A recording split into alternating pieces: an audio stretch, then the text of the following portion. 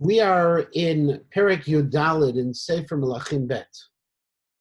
And we have the last Perek, if you remember, was a fascinating story of a Navi who appears to the family, to Yeravam, and talks about the fact, the Ish Elokim, and he comes to him and he tells him that this, what you're doing is all wrong. And then there was a Navi Sheker who was there, and if you recall that entire story, and picking up on that, and apparently it's a pickup, we're not 100% sure of this, but in Perek Yudalid it says Be'etahi. It was at that time. Apparently that time is reference to what had just occurred before, where Yeravam knew what he was doing was wrong and did not find favor in God's eyes, and that ultimately things were doomed. Nevertheless, Be'etahi chala Aviyah ben Yeravam. Aviyam, the son of Yeravam, became sick. Now it's interesting when we look at Yeravam's names of his two sons, his sons are Aviyah and Nadav. Now, on the one hand, you could look at Aviyah and Nadav as these beautiful names, in the sense that Aviyah is God as my father, Nadav, it's a gift. And yet, on the other hand, if you just say it in the other order, all of a sudden it recalls different things, Nadav and Aviyah, or Nadav and Avihu. Nadav and Avihu, of course, were the two sons of Aaron, who were killed by HaKadosh Baruch Hu, by the Eish, by the fire that came down from the heavens, because they tried to offer an Eish Zara, some kind of foreign offering to HaKadosh Baruch Hu. And there are those who want to suggest that in a strange way, Yeravam chose those names because in many ways he's viewing himself almost like a pseudo-Aaron. He has changed the nature of the Kuna. He has built these two golden calves. If you remember, we talked about it a couple of weeks ago, that according to the Radak and the Ralbag and the Malbim and the Anis, the Kuzari in particular, those two golden calves were not meant to be Avodah Zarah, very similar to the same machloket we find, the same dispute we find when it comes to the question of the Egel HaZahav, of the classic golden calf. And so he names his two sons. This Aviyah became sick. Vayomer Yeravam liishto, and so Yeravam says to his wife, Kumina v'hishtanit, get up and disguise yourselves. Now, why do yourself? Why do you want disguise? V'lo yad'u ki at eshet Yeravam. I don't want anyone to know that you're the queen. V'halacht Shilo hinei sham achya navi, hu diber alay lemelech al ha'am hazeh. And I want you to go to Shiloh, and in Shiloh you're going to discover there the Navi Achia. Now Achia had been the one, says Yeravam to his wife, was the one who really put him in place, had told everyone that he was going to be the king. So Yeravam wants his wife to go to seek counsel with Achia, but he wants her to be disguised. Why does he want her to be disguised? Well, there's a machloket, as in most cases. The Radak says very simply, because he knows that Achia is not going to be real happy with him. The Yeravam has taken a turn from where he should be, and what they're going to be seeking is knowledge about what's going to be with the son, and he doesn't want anything, according to the Radak, to prejudice this approach. On the other hand, the Malbim says, no, it's a very different answer. The different answer is he has taken this position that he doesn't want to have anything happen that will in any way diminish his own monarchy. In other words, he wanted to separate himself entirely from the southern kingdom. And so by the fact that he now is turning to one of the classic Nevi'im, actually would be understood by everyone else as, Yeravam really isn't the mighty and all-powerful king, and he's not really capable of running an independent monarchy, but rather we find ourselves now in a situation where, look, even he goes back to the previous Nevi'im, and the fact that he's holding us back from going to Yerushalayim would be improper. V'lakacht biyadech asara lechem v'nikudim uvakbuk devash, and what you should do is take with you an offering. Now, this offering, in modern times, it used to be called hachnasa. My grandmother would tell us stories of the Rav. There was a Rav in town who my grandfather and would be near his shul, and others were there, and the salaries in those days were well below sustainable salaries. And as a result, what they would do is whenever you did anything with the Rav, you'd bring them something. People would cook for the family, do all sorts of things. Here in the days of the Nevi'im, lahavdil, they would go ahead and they would provide some kind of gift. We see the same thing, for example, Shaul, when he was going to Shmuel, he says he can't go because he doesn't have anything to be able to provide for him. So he says, take these gifts for him. Now, what is he taking? He's taking asara lechem, 10 loaves of bread, nikudim. Now, nikudim, interestingly, we're not really sure what it means, spotted in some way. What is the spotted? One Rashi says they're parched or roasted wheat. It's some kind. It was a kind of like almost like a candy. The Targum Yonatan says it was some kind of cake or some kind of non-bread made out of wheat. The Pata Baba Kisnim is what he talked about. The Radak says actually that they were like almost like bagels to take with him, some kind of thing like that. And the Malbim says that it was a very, very simple kind of offering, and along with it, obviously, the jar of honey. All of them were meant to be simple, not something that was going to be like a gift that was coming from a monarch, because a monarch would provide gold and silver and all sorts of things. Here, take with you something simple that will be, part of the disguise of who you are. Huvate lav, go to him. Hu yagid lach ma yelanar, and he's going to tell you what's going to be with the child. Batasken eshet Yeravam. And so the wife of Yeravam did exactly what she was requested. V'takom v'telech Shiloh, and she went to Shiloh. V'tavo beit Achia, and she went to the house of Achia. V'Achiyahu lo yachol lirot ki kamu einam misipo. And despite the disguise, it didn't really make a difference because he was blind. Now it says kamu einav, his eyes stood. In a sense, they stood still. And that's what the Mitzudot says. They weren't able to move. He no longer had vision. He didn't follow you with the eyes. They stood in one place. The Radak says that actually the muscles no longer began to operate properly within the eyes themselves. It could be very similar to the two positions, but he was blind. Now, the fact that he's blind and Yeravam doesn't know about it also is very, very telling. Obviously, this connection had been broken entirely between Achia and Yeravam. Yeravam's wife walks in without a disguise, which would seem to support, by the way, if he knew about it, it would seem to support the position of the of the Radak, that all of this was done. I'm sorry, that we talked about of the Malbim before, that all of this was done so that the other people wouldn't see that she was going, because if he's blind, it doesn't seem to make any difference. V'Hashem amar al Achiyahu, hine eshet Yeravam ba'ali drosh davar me'imcha. Okay? But HaKadosh Baruch Hu had already given a heads up to Achia, and he had told him, the wife of Yeravam is coming to ask of you, El b'na ki cholehu, regarding her son who's sick, kazo v'chazet deber elav, and tell him the following. Okay, vayhi kvoa v'hidnit nakera, and she comes and she is appearing appearing foreign. She's looking like somebody that he wouldn't know. For example, if you remember that Yosef HaTzadik, okay, when he was appearing, Yosef, when he sees his other brothers, he also disguises himself and spoke to them harshly. So she walks in not with the regal bearing, not with the regal clothes. She walks in, she's trying to disguise who she is. And when Achia hears her steps coming forward, he calls out, come the wife of Yeravam. In other words, all these disguises and everything didn't make a difference. This blind prophet knew exactly what he was dealing with. Lama za'at mitnaker, what are you bothering with this disguise? V'anochi shaluach elayach kasha, and I have hard coming to you.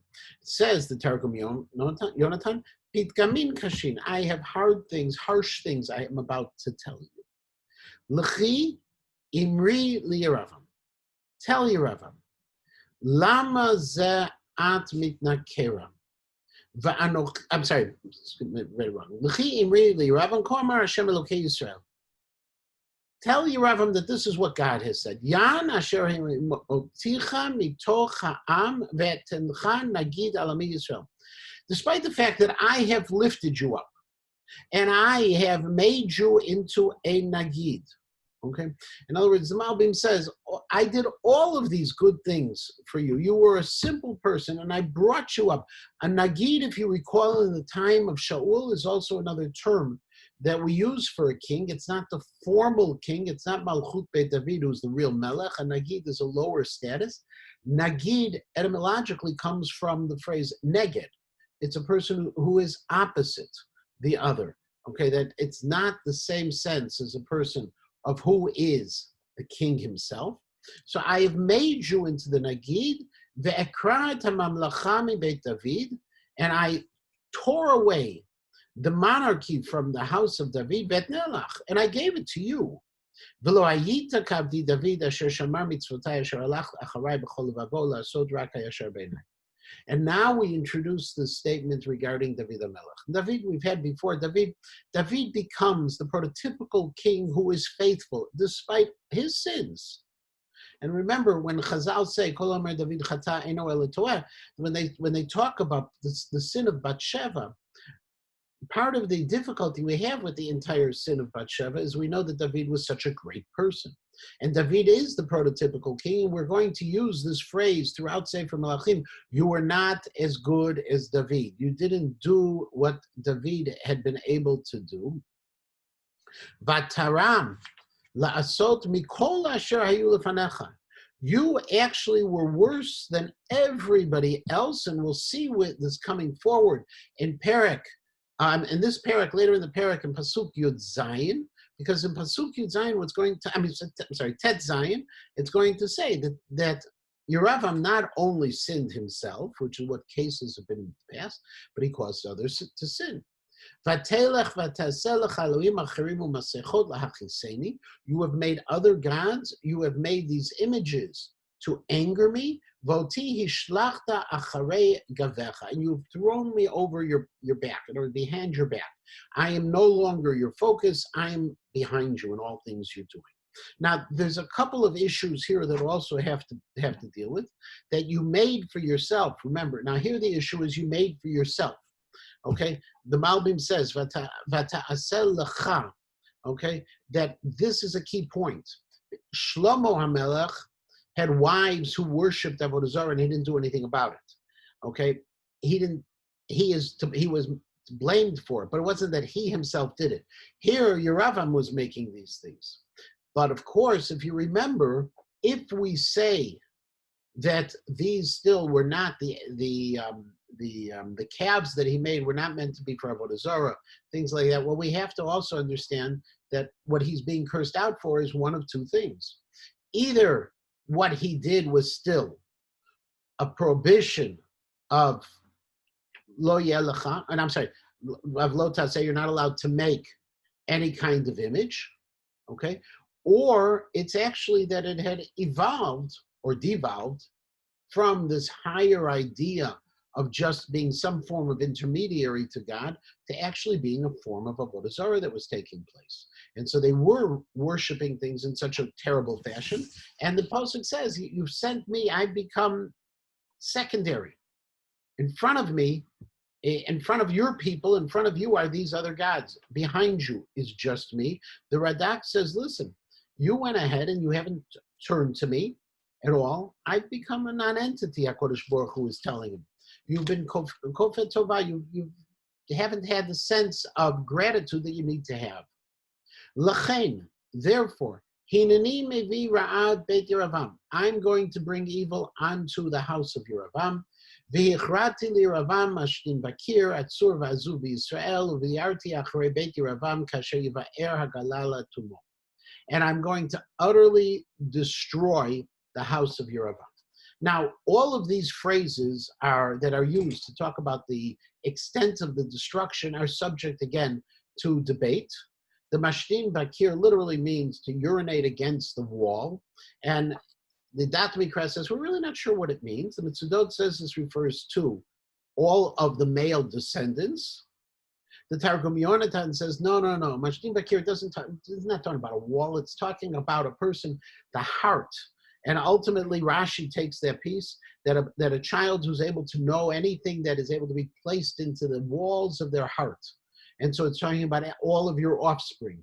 The Radak says, no, This is taken literally, but we're talking about dogs. We're not going to destroy just the people. We're going to destroy everything from the house of Yeravam.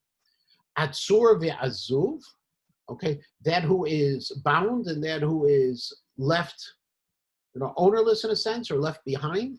There, the Targum Yonatan says very simply that it's talking about anyone who's a slave, okay, the one who is bound, and the one who is free is a free man. And that's actually based on Ha'azinu and Sefer Dvarim and Perek Lamed Bet, Pasuk Lamed Zayin. Okay, Ephes Atzur ve'Ephes Azuv, you have the same phrase there as well. Rashi says, no, that Atzur, okay, that's talking about a person who has some restraint, and the versus the others who have no restraint. The Mitzudot says, no, we're talking about wealth.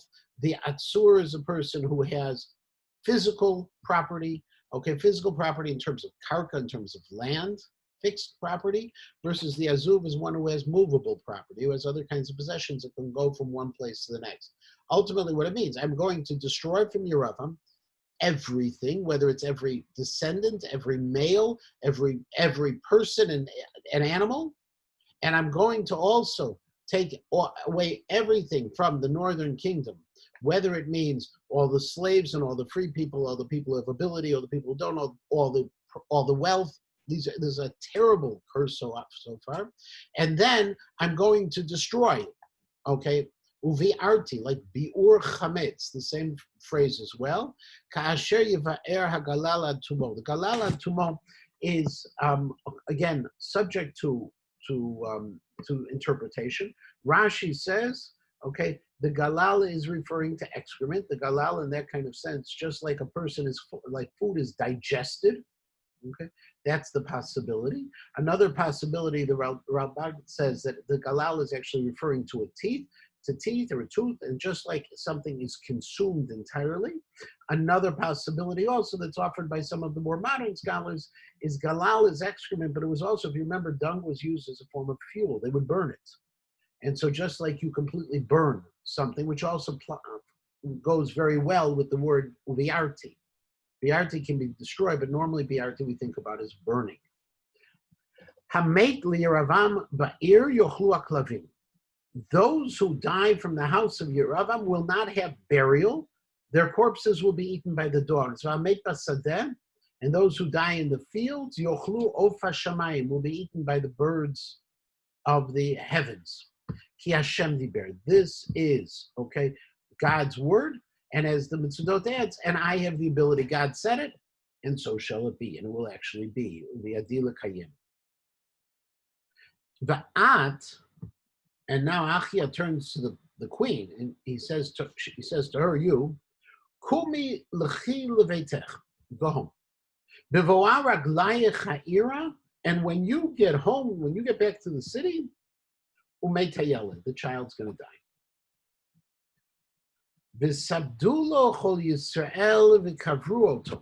However, he is going to be eulogized, and he will be buried, because he's the only descendant of Yeravam who will be buried in a grave.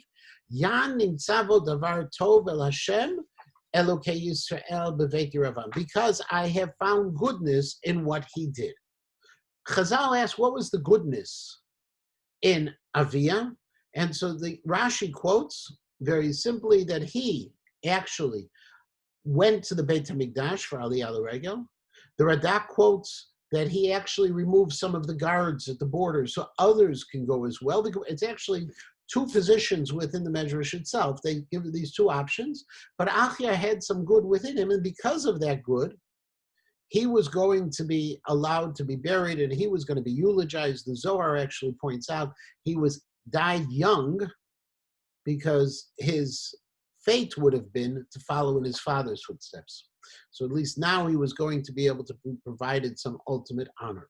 Now we will see in a moment this idea of her coming home. And in fact, Ve'ekim Hashem lo melech al Yisrael asher yachrit et beit Yeravam zeh hayom umeh gam ata. And also Hashem is going to make a king for the Jewish people, Asher Yachrit et Beit Yeravam, who will destroy Beit Yeravam. Zayom now. Umegam ata, and also what will be. Umegam ata, interestingly, there's a number of different explanations. The Targum Yonatan says, Ve'afti ityali mibechen ulahala. From what is now and until the future, the Dat Mikra says it's almost as if this mem of gam applies to both the word gam and ata. Okay, umeh gam me ata. Okay, v'zehayom, today, umeh gam me ata, and what will be in the future in that same sense. Okay, the and what versus Moshe Segal, who says umeh. Okay, when will all of this come? Gam ata, right now. So we're not really sure of that phrase, but there's going to be another king who's going to rise over the northern kingdom. They will destroy Yeravam. And God is going to destroy the northern kingdom, just like a reed goes back and forth in the water.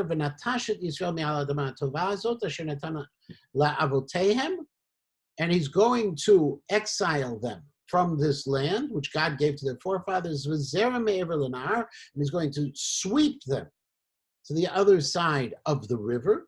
In other words, we're talking about into Bavel. Because they made their idols to anger God. And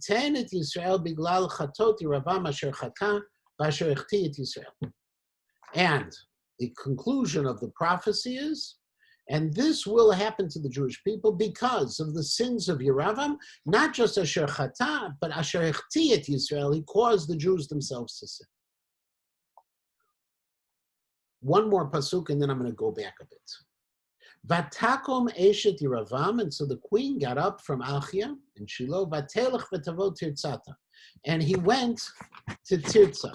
Now, Tirzah is another city. It's outside of the area of Shechem. It's actually the third city we've heard of since Yeravam established this northern kingdom. Things started out in Shechem. There was in Perek Yudbet. By the end of Perek, then, if you remember, Penuel was built as well. That was on the other side of the Jordan. And now Tirzah, okay, it was the next place. There will be one more place that's going to be built by Omri and Perek Tetzayin. He's going to be building Shomron.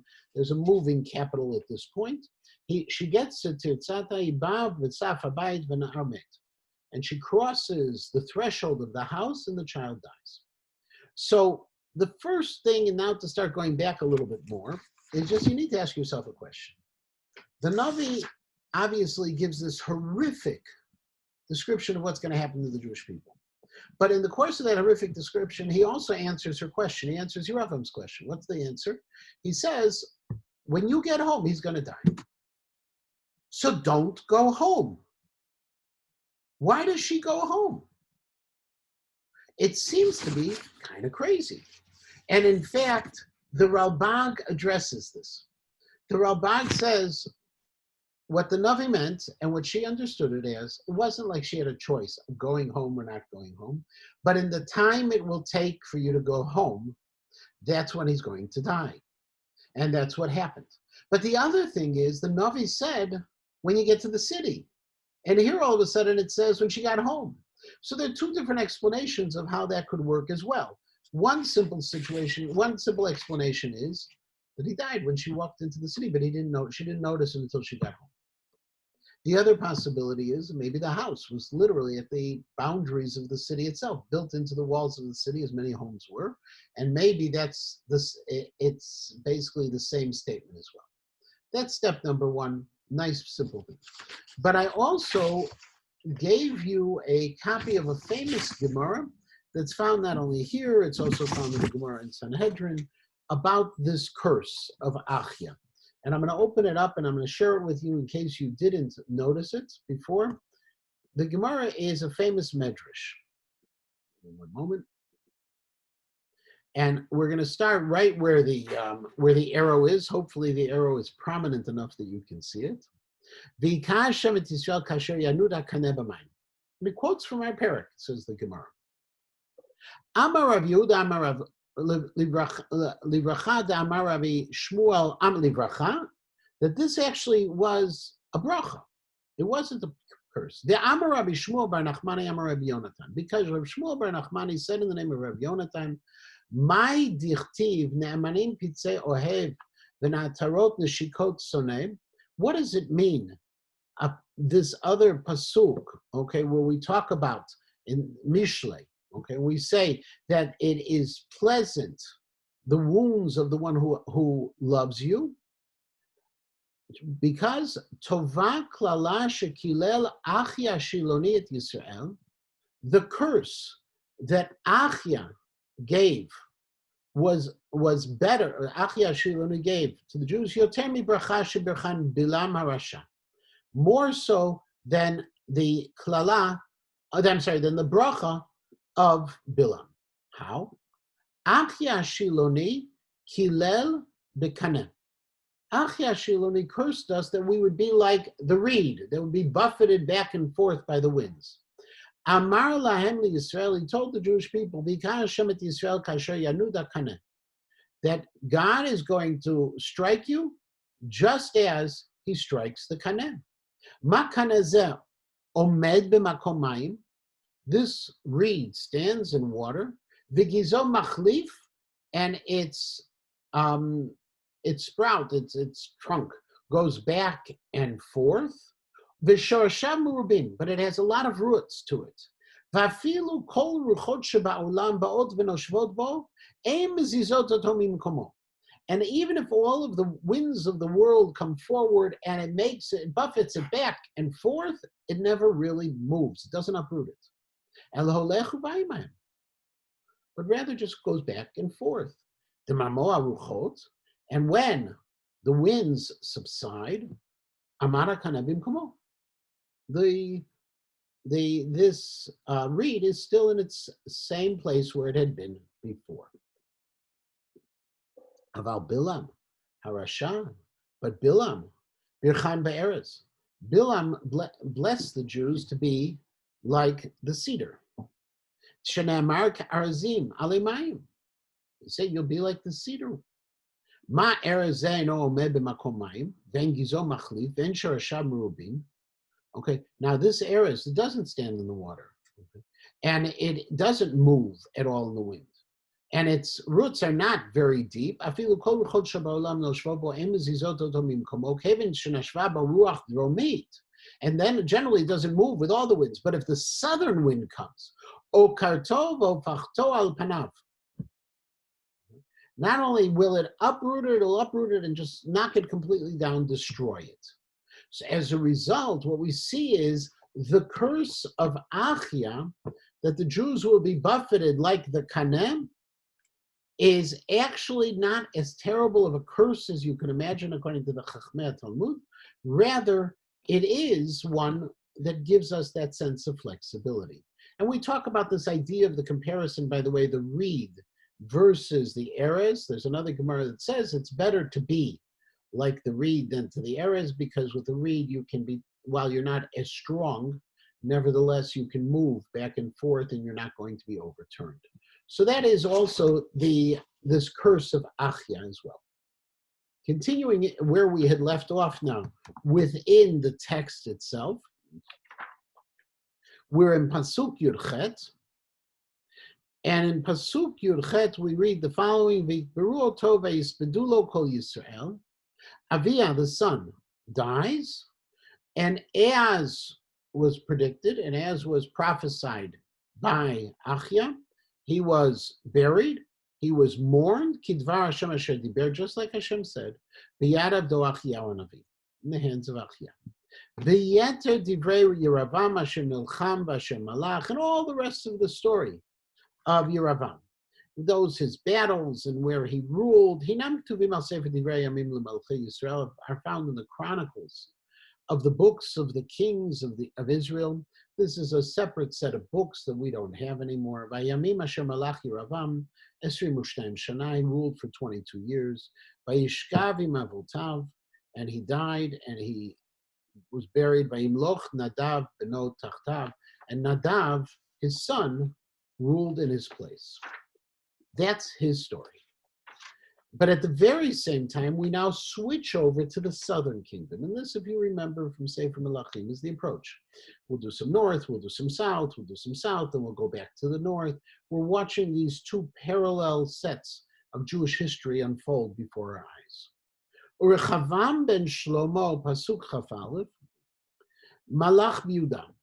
At the very same time, Rechavam is ruling in the south. Ben 41 shana Rechavam ben Malcho, he began to reign at 41. V'shvasrei shana malach b'Yerushalayim, and for 17 years he ruled in Yerushalayim. Ha'ir asher bachar Hashem l'sum et shmo sham mikol shivtei Yisrael. The city where God had chosen to place his name there from among all of the tribes of the Jewish people. This is an unusual statement that you normally don't find. Why? Very simply, because we're now saying, hey, the northern kingdom had started, and Yeravam had established the northern kingdom, and then his first step he took was to diminish the importance of Yerushalayim. He went ahead and he craved to have his own monarchy, and as a result of that, he said, you can't go down to Yerushalayim. So HaKadosh Baruch Hu, when going back to Yeravam, right after we finish with Yeravam, we say, by the way, Rechavam ruled in the city where Hashem had chosen that Yeravam had rejected. By the way, this is also, I don't even think it's a lahavdil. I think it's a very similar style to you have nowadays when you have politicians speak. Jerusalem, the eternal capital of the Jews, Jewish people. You know who the person is when they add that extra phrase in. What's the extra phrase? There's another political purpose behind it. We're trying to make an additional statement. And here, HaKadosh Baruch Hu, via Yirmiyahu Navi, who wrote this, makes that additional statement as well. V'shem imo Na'ama ha'amonit. And his mother's name was Na'ama. Now, interesting, the Gemara in Bava Kama, and Daf Lamed Chet Amud Bet, says, Shtei predot tovot yesh li lahotzi mehen. That God said, I have two doves, two chicks that I'm going to take out of the nations of Moab and Ammon. Ruth HaMoaviyah v'Na'amah HaAmmonit. The two women who came from Moab and Ammon were these two extraordinary women, Ruth and Na'amah. That's one approach. And part of it is because we will find Na'amah mentioned twice in this Perek. Once at the beginning, and now in a few psukim later when we finish the Perek. However, the Radak takes a very different approach. And the Radak focuses on Ammonit, and he's not alone in this approach. And he says that actually we're mentioning her because she's to blame. She is going to be the one who is going to lead her son astray. If you remember, she's one of those wives of Shlomo, and Shlomo had these wives who continued to worship Avodah Zarah, whatever the form of Avodah Zarah they did, and she's going to be one of them. And because of him, after a couple of years in Divrei Yamim, as a whole discussion of this Divrei Yamim Bet, Perek Yud Aleph and Perek Yud Bet, for at least a couple of years, Rechavam follows his mother's example and allows for Avodah Zarah. Vayaz Yehuda hara b'nei Hashem, and Yehuda does what's evil. Now, Yehuda does what's evil, but notice it doesn't say Rechavam did what's evil. This supports the position. The Rechavam generally was good, but he wasn't careful. Okay, just like Shlomo HaMelech wasn't careful with what was going on. Vayikanu oto mikol asher asu avotam b'chatotam asher chatu. And this caused the anger from all that had happened during the earlier times. When was the earlier time? Says the Malbim, we're talking about the era actually of the Shoftim. That what's happening now is that kind of downfall. If you remember, the Shoftim had that constant cyclical piece. The Jews, there's no Shofet. As a result, the Jews start doing the wrong things. God punishes them. Arises a Shofet. They do Tshuva. Then we go the next round and round we go. Here comes Rechavam, and we see the same kind of situation, like the Malbim says. Vayivnu gam hema lehem bamot umatzevot v'asherim, and they also built these different forms of avodah zarah. Bamot are the personal altars. Matzevot are different kinds of statues and symbols for Avodah Zarah. Asherot, these are trees that were worshipped. Al kol giva gavoa, and they did this on every high mountain. V'tachat kol eitz ra'anan, and under every beautiful shade tree. V'gam kadesh hayav haaretz, and they also practiced pagan rites which involved prostitution. They did all of the things that God had warned them against because these were considered abominations by the nations who were there. And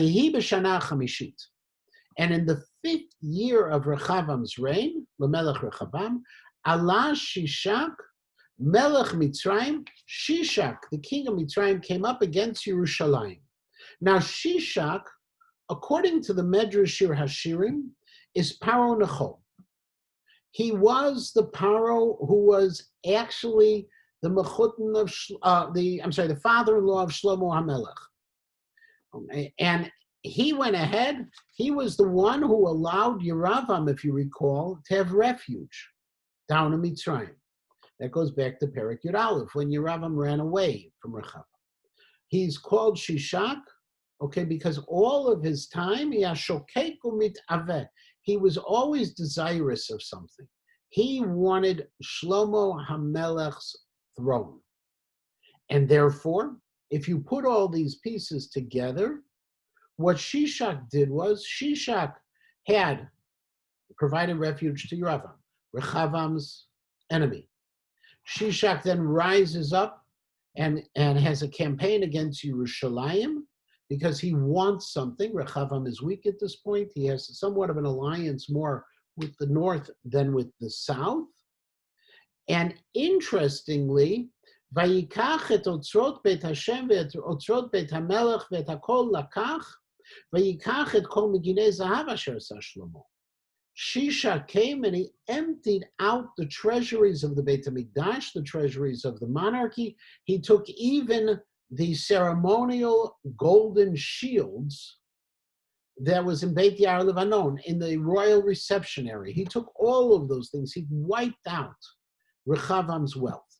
Now, Shishak is a real person, okay, that we know about, not just from the Tanakh, and I should have said it differently. Shishak is a person we have a historical record of. And I shared with you a very brief article about Shishak. There's a lot more that can be found about him, of course. But the article I sent you was from the Biblical Archaeological Society, and I'm just going to bring it up on the screen very quickly. So if you didn't print it out, you'll have a chance to look at it with me for a moment. Okay. The Baba State portal is found in a city known as, an archaeological dig known as Karnak. Karnak was not just something that Johnny Carson referred to. Karnak was an actual archaeological dig and a city that existed. This is a picture of the inscription in Karnak, and if you notice, there is a picture here. This is Shishak, and all around him, all of this writing that are in all of these bricks are names of cities that he actually conquered. Now, the interesting thing is, and if you look, in fact, if you look, you can, and if you look up this place, you can find more about it. You actually see all the cities. There are many, many cities that he conquered, according to this inscription, that were in Eretz Yisrael, and it's clear, the names of cities that we know about Eretz Yisrael. There are many of them. The interesting piece about this, okay, is with Shishak, the one city he doesn't mention is Yerushalayim. And so the question is, this could be, one of the earliest references in archaeology of something that we find clearly in Tanakh. Most other cases, you may have a reference to somebody, but here, this you see Shishak's campaign. Shishak's campaign, according to this, was much greater than just going to Yerushalayim. But the question is why Yerushalayim wasn't mentioned at all. And if you look back in the text, if you notice, when it says about Shishak, okay, that Allah Shishak Melech Mitzrayim al Yerushalayim vayikach et otzrot Beit Hashem, and he took all of these things. It doesn't say that Shishak conquered Yerushalayim. It just says he took all of those things.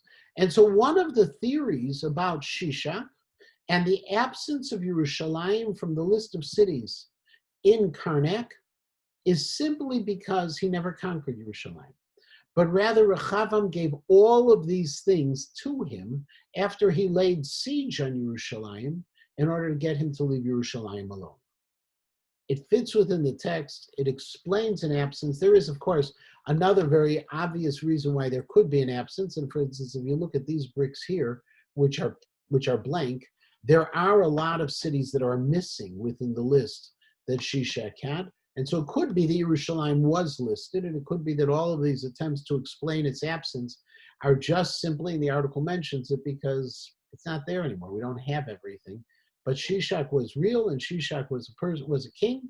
And as a result of all of this, we know he emptied out the treasuries of Rechavam, which is important to us because if you remember the wealth of Shlomo, and now the impoverishment of his son Rechavam, and it's even emphasized in the very next pasuk.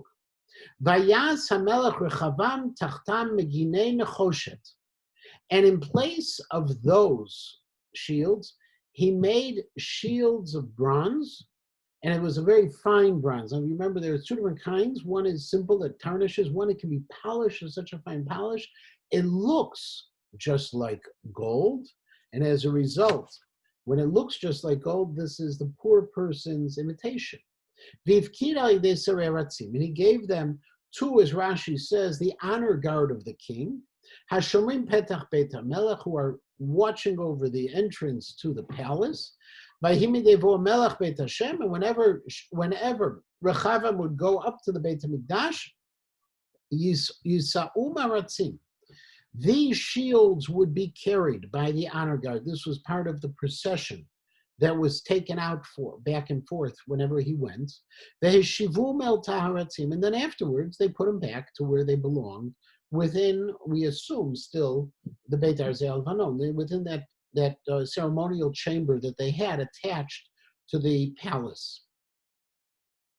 V'yeter divrei Rechavam, v'chol asher asa, and all of the rest of the things of Rechavam, and all of the other things he did, they're found in the chronicles of the kings of Yehuda.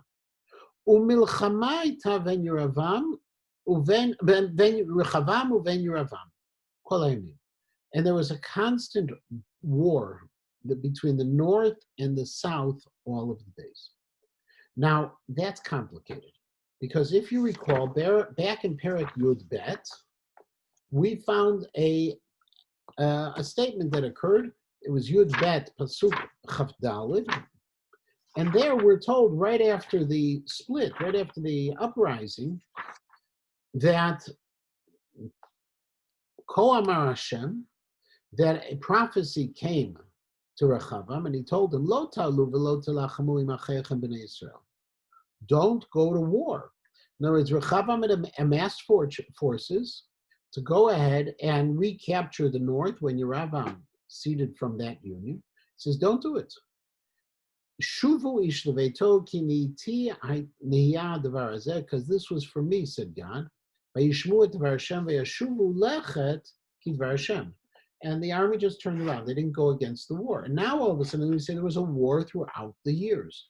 So the simplest explanation about it is that these are talking about wars that took place afterwards.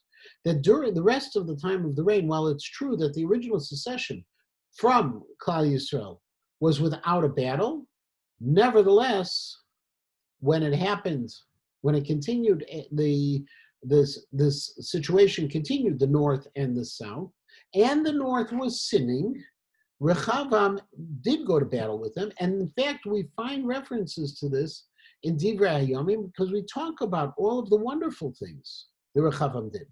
Interestingly, Divrei Hayomim here versus Melachim are two very different stories. If you look in Yud Aleph Yud Bet, we see Rechavam had a bad period. Shishak came. There was a downtime, but afterwards he was a very, very good king.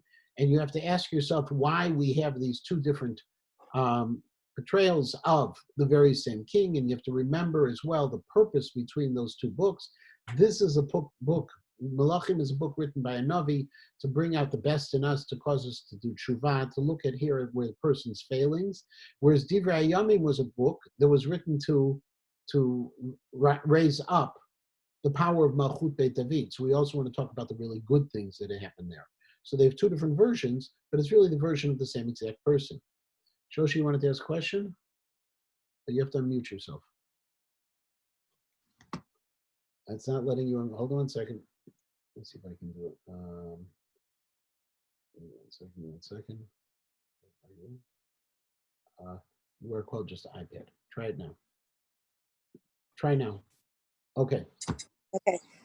Why does the Gemara say that Nami Ha'amonit was a good person if we see all this happening? What's the... The question is, is this her fault? Or was she a very good person? Are we blaming the mother as the influence over the son? Or are we saying the son was bad despite his wonderful mother? Well, there must be a reason why she's mentioned. So we don't know. That's the challenge. We don't have it. And not only that, if you look, okay, when we see that it's mentioned more than once, okay, at the very next pasuk where it talks about his death, pasuk lamaral v'ishkav rechavamim avotav yikaverim avotav bir David. He's buried in the royal burial places in David v'shem imo Nama Amonit, and his mother's name is Nama Amonit. We already knew his mother's name. Why do we have to say it again?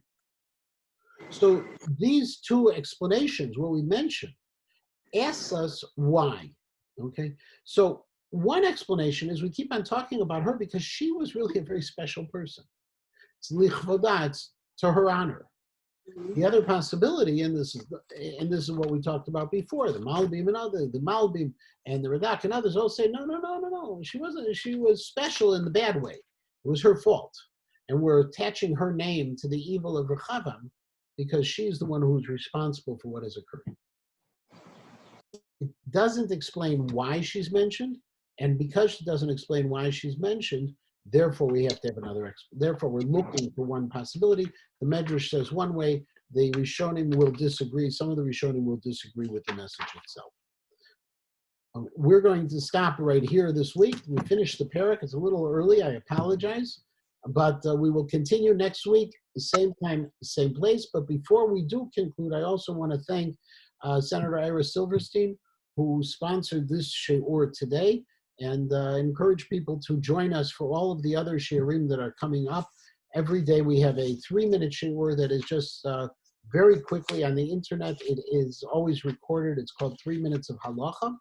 We also have all the other kinds of shiurim. You can find them all listed on the website, and we also send out reminders about all of them as well. I thank you all very much. Have a wonderful day.